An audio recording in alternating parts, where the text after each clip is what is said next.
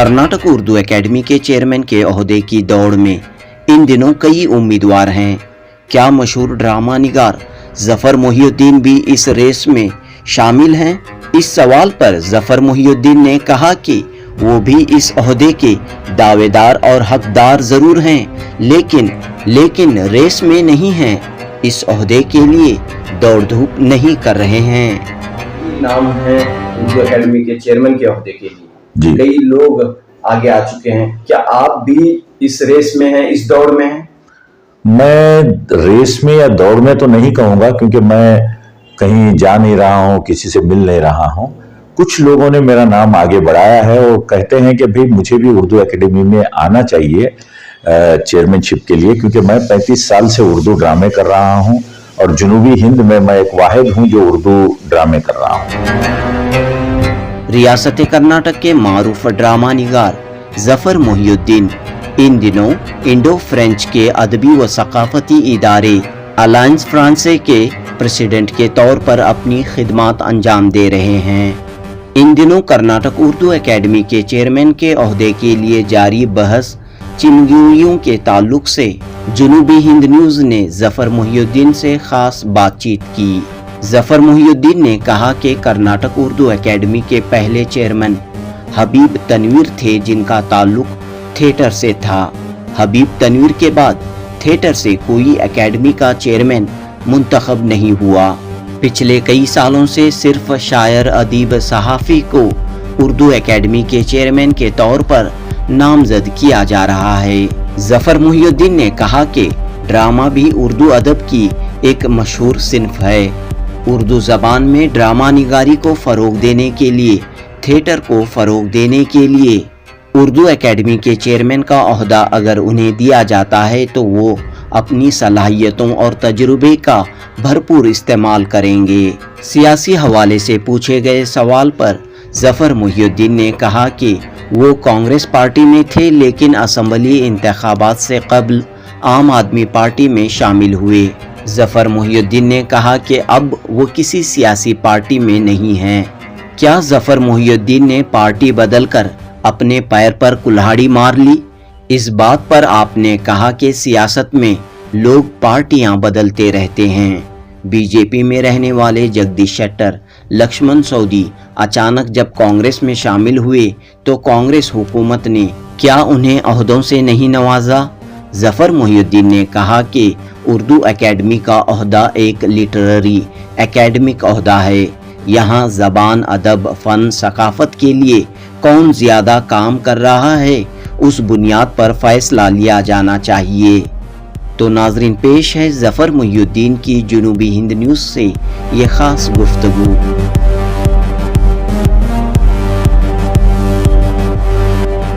जफर मोहिउद्दीन साहब, रियासत कर्नाटक में कांग्रेस की हुकूमत बने 6 माह हो चुके हैं, लेकिन अब तक उर्दू एकेडमी की तश्कील अमल में नहीं आई है। इस सिलसिले में आप क्या कहना चाहते हैं? देखिए, मुझे तो लगता है कि उर्दू एकेडमी को इम्पोर्टेंस ही कम दिया जा रहा है।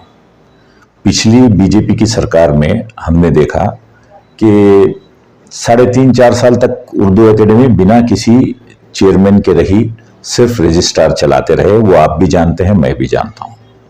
जब कांग्रेस की सरकार आई तो लोगों में एक उम्मीद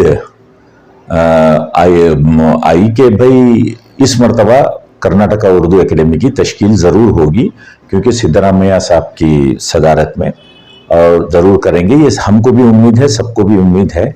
और सुनने में भी आ रहा है कि बहुत जल्द कर्नाटक सरकार उर्दू एकेडमी की तश्कील करने वाली है। लेकिन कई नाम हैं उर्दू एकेडमी के चेयरमैन के ओहदे के लिए, कई लोग आगे आ चुके हैं। क्या आप भी इस रेस में हैं, इस दौड़ में हैं? मैं रेस में या दौड़ में तो नहीं कहूंगा, क्योंकि मैं कहीं जा नहीं रहा हूं, किसी से मिल नहीं रहा हूं। कुछ लोगों ने मेरा नाम आगे बढ़ाया है और कहते हैं कि भाई मुझे भी उर्दू एकेडमी में आना चाहिए चेयरमैनशिप के लिए, क्योंकि मैं 35 साल से उर्दू ड्रामे कर रहा हूं और जुनूबी हिंद में मैं एक वाहिद हूं जो उर्दू ड्रामे कर रहा हूं। और आपको ये बात भी बता दूं कि कर्नाटका उर्दू एकेडमी के पहले सदर जनाब हबीब तनवीर साहब जो थिएटर से थे, फिर उसके बाद कोई थिएटर से वहां नहीं आया। मैं समझता हूं कि ना सिर्फ सहाफियों को, शायरों को, अदीबों को, बल्कि ड्रामा निगारों को भी एक मौका देना चाहिए कर्नाटका उर्दू एकेडमी सर्व करने का, क्योंकि ड्रामा भी आज के दौर की बहुत सख्त जरूरत है। इसमें कोई शक नहीं कि आप एक मशहूर ड्रामा निगार हैं। ड्रामा निगार के तौर पर बड़े बड़े ड्रामे कौमी सतह पर, रियासती सतह पर आपने पेश किए हैं, लेकिन आप एक सियासतदान भी हैं और इलेक्शन से पहले आप आम आदमी पार्टी में रहे, तो कैसे मुमकिन होगा कि कांग्रेस पार्टी आपको इस ओहदे के लिए गौर करे? देखिए, मैं पहले कांग्रेस में था, फिर आम आदमी पार्टी में था।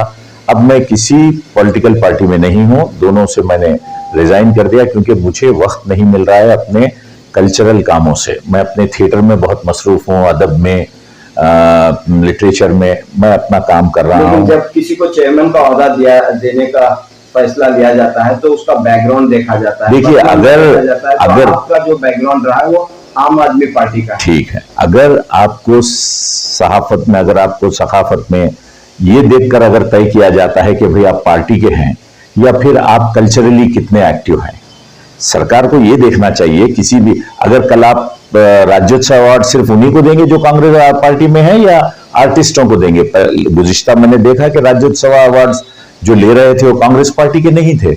उसी तरह अगर आपको एक अच्छा चेयरमैन चाहिए तो आप बिला तफरीक किसी पार्टी के आपको चुनना चाहिए कि भाई कौन काम कर रहा है। और मुझे नहीं लगता कि सरकार इस तरह से चुनेगी कि भाई कांग्रेस के, मुझे इलेक्शन तो लड़ना नहीं है कि भाई आप पार्टी की एफिलिएशन देखें।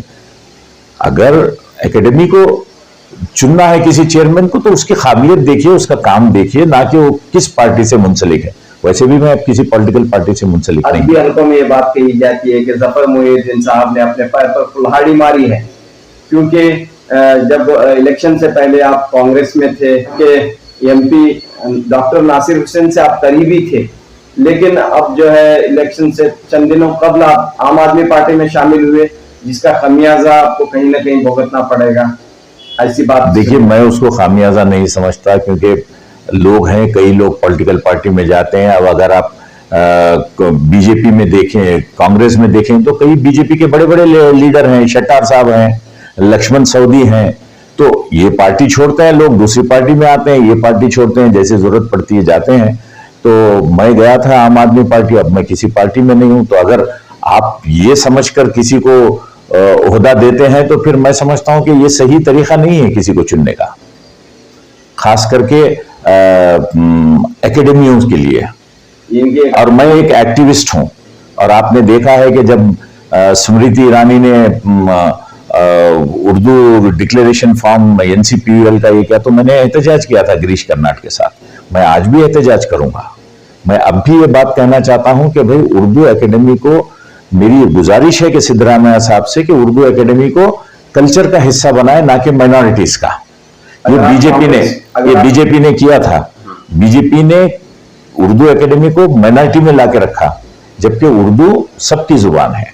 मैं चाहता हूं कि सिद्धरामैया जी अब फिर इसे वापस कल्चर में ले जाएं।